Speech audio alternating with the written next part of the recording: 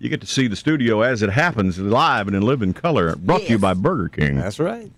Couple of things going on this morning in the world that I just find absolutely fascinating. The two pilots, Northwest Airlines, apparently, it depends on. They say they were having a heated discussion about airline policy. Mm-hmm.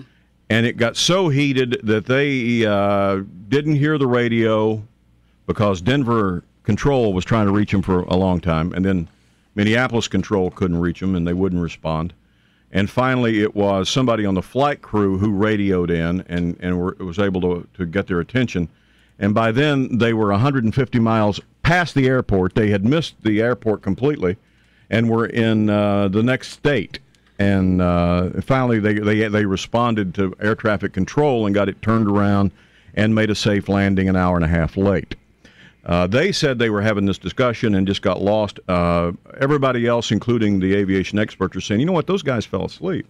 Well, where's Sully when you need him? Those guys fell asleep. How far? How quickly could you be 150 miles? What's airspeed? I mean, is it like 300?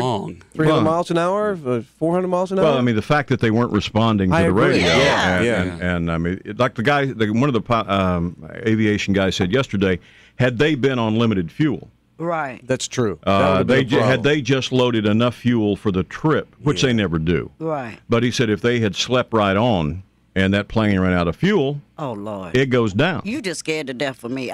I'm going to Brazil December 2nd. That's a 14-hour trip. I'm going to stand there by the cockpit going, we all right in there, buddy? Just keep banging on the door. Just stand there banging. Hey, yeah. Getting a little loud in there, ain't we? That's what we need is somebody that with hair like June in that leopard skin coat she wears, banging on the door of an airline. Yeah. That won't cause alarm for the passengers at all. But, you know, I watched Sully do an interview, the one that did the New York landing. The water landing. Yeah. And he was talking about how that the training that's going on with this new age pilots, you know, is just not up to par, you know. And well, these guys, this guy I was watching yesterday was saying that they have said for years that they have to make allowances for these pilots to get some sleep, right? Because they're just worn out. They fly, they land, they clean up, they get back in the plane, and they fly, and they do this. You know, they're on so many hours.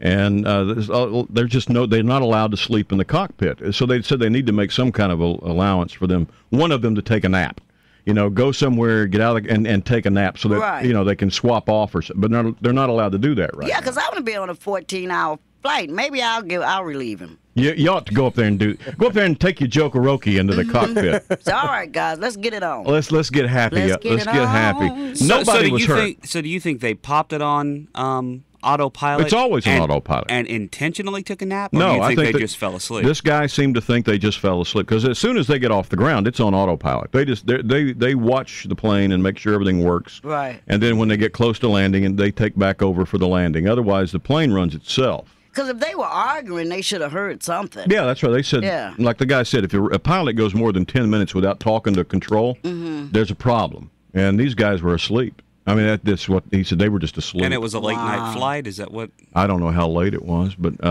they were just at the end of a run probably and just worn out. And they were sitting there talking, and it got quiet.